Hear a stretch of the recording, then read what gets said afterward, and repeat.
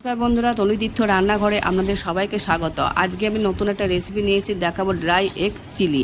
তাই ডিমটাকে প্রথমে আমি সেদ্ধ করে খোসা ছাড়িয়ে চাকু দিয়ে আমি পিস পিস করে নিয়েছিলাম। তারপরে একটা বাটিতে বড় চামচে 5-6 চামচ ময়দা, 2 চামচ কর্নফ্লাওয়ার, একটু নুন, একটু কাশ্মীরি লঙ্কা গুঁড়ো, গোলমরিচ গুঁড়ো দিয়ে জল দিয়ে একটু ফেটিয়ে নিয়ে তাতে বেকিং পাউডার দিয়ে আর একটুখানি জল দিয়ে ফেটিয়ে রেখে দিয়েছিলাম।